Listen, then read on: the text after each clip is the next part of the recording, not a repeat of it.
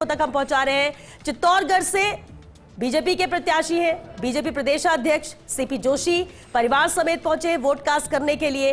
ये अहम तस्वीरें। हालांकि विजेंदर जब घर से निकले थे तो सबसे पहले फर्स्ट इंडिया से ही उन्होंने बातचीत की थी और तमाम मुद्दों पर उन्होंने अपनी बात भी रखी थी और सावलिया सेठ के दर्शन करने के बाद उनका जिक्र भी किया कि कैसे हमारे साथ है और उनका ही आशीर्वाद है कि जनता हमेशा साथ रही है, साथ देती है और साथ देती रहेगी।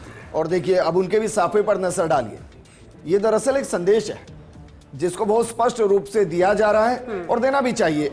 एक पॉलिटिशियन बहुत तरीके से अपने संदेश को जनता तक पहुंचाते हैं और श्वेता, क्योंकि इस सीट पर राजपूत बहुत महत्वपूर्ण भूमिका निभाते हैं और वैसे भी चित्तौड़ अपने आप में जौहर जिस तरीके से हुआ उसके बाद से एक अलग सियासत यहां चली और उस तरीके के बयान भी यहां आए और उन्होंने भी जो बयान दिया था वो बयान भी काफी चर्चाओं में रहा है। ऐश्वर्य हमारे साथ है। ऐश्वर्य, क्योंकि कोई भी पॉलिटिशियन बेवजह कुछ नहीं करते हैं, चित्तौड़ की सियासत में आप सीपी जोशी की इस वेशभूषा का व्याख्यान कीजिए।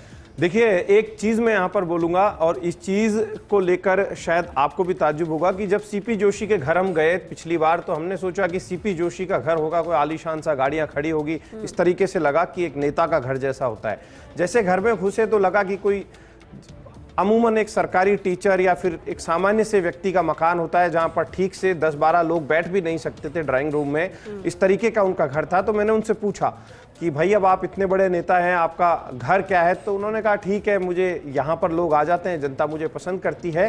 तो उनका मिजाज कुछ इस तरीके का है कि वो जैसा है वैसा ठीक रहते हैं। यहाँ पर जब वो अध्यक्ष बने तो अमूमन कोई अध्यक्ष बनता है तो ऐसा होता है कि अध्यक्ष के पास एक बड़ी सारी जगह होनी चाहिए और पूरा माहौल बना देते हैं, बाहर लिखवा दिया जाता है प्रदेश अध्यक्ष, एरो लगवा दिए जाते हैं।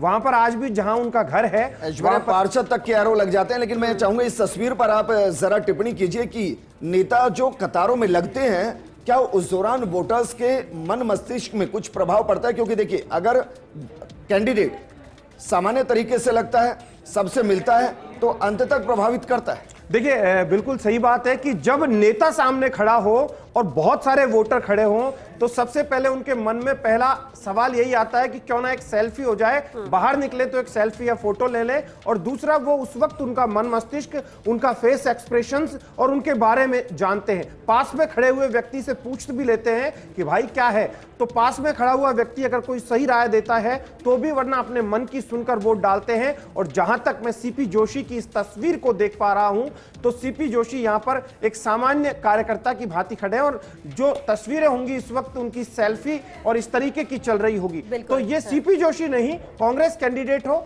उसे भी देखेंगे, कोई भी वोटर है। क्योंकि हमारी सहयोगी डिंपल ही वहां से जुड़ी हुई है। डिंपल, क्योंकि सीपी जोशी कतार में लगे हुए हैं, सभी से मिल रहे हैं, मुस्कुरा रहे हैं, सेल्फी ली जा रही है, मुमकिन है तो बातचीत कीजिए और लोगों से भी अगर मुमकिन है तो बातचीत कीजिए। देखिए, बिल्कुल विजेंदर, जिस तरीके से आज जो भाजपा के प्रदेश अध्यक्ष CP Joshi ji vote casting के लिए यहाँ पर पहुंचे और जो उन्होंने सुबह की शुरुआत की थी, हालांकि पहले का जो उनका तय कार्यक्रम था वो सावलिया सेठ के दर्शन से शुरू होने वाला था, लेकिन उसके बाद इस कार्यक्रम में थोड़ा बदलाव आया और उन्होंने जो चित्तौड़गढ़ किले पे कालिका माता मंदिर है वहां से शुरुआत करी। हमारी भी जो खास बातचीत हुई उसमें कई सवालों के उन्होंने जवाब दिए, जिस तरीके से चाहे वोट परसेंटेज को लेकर हो, भाजपा जितना जोर देती आ रही है कि जो फर्स्ट फेज में वोटिंग हुई वैसी उससे अच्छी, क्योंकि शेष चरण जो है वो दूसरे चरण में ही है, जो शेष बाकी के सीटें हैं वो इसी चरण में कवर होनी है। तो ऐसे में प्रतिशत बढ़ना भी बहुत ज्यादा मैटर करता है जैसे जैसे समय बढ़ेगा। लेकिन जो वोट कास्टिंग के लिए यहाँ पर भाजपा प्रदेश अध्यक्ष सीपी जोशी सामान्य नागरिक की तरह, और तस्वीरें आप देख पा रहे हैं कि एक सामान्य नागरिक की तरह कोई प्यार दिया है।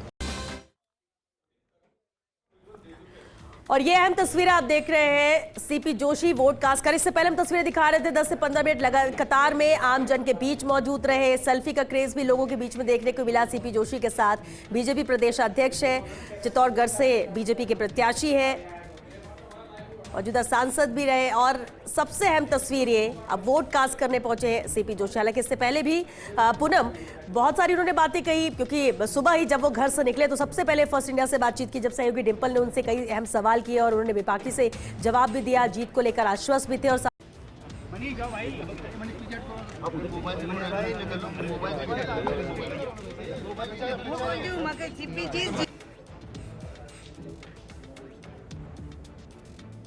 आनंद हो जाए।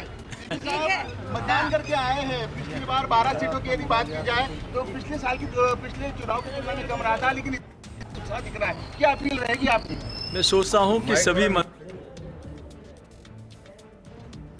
हम सब प्रयोग करें, क्योंकि एक आपके वोट से देश का सर्वांगीण विकास हो सकता है, भारत सशक्त। और पिछले 10 वर्षों में जो जनता जनार्दन का आशीर्वाद रहा है, जो जन जन की भावनाएं दिख रही है, वो निश्चित रूप से इस बार भी फिर एक बार मोदी सरकार वही कल्पना लग रही है।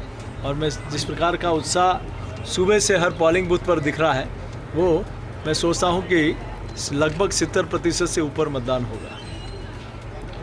भाई साहब, ये चुनाव के जो प्रमुख मुद्दे हैं वो मोदी जी की गारंटी पे चुनाव लड़ रहे हैं, लेकिन जो विपक्षी दल है वो लगातार एक ही बात कह रहा है कि ना तो हैट्रिक राजस्थान में होगी और ना 400 पार हो पाएगा। आपको लगता है जो इंडी गठबंधन बना है वो ऐसा कुछ कमाल भी कर सकता है?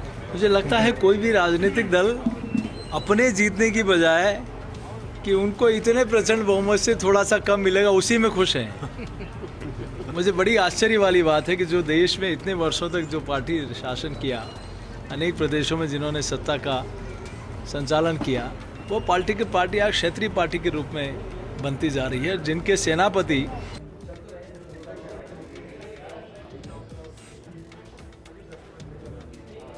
तो सीपी जोशी वोट कास्ट करने के बाद मीडिया से बातचीत कर रहे थे और आश्वस्त थे, और एक बार फिर से वही नारा, एक बार फिर मोदी सरकार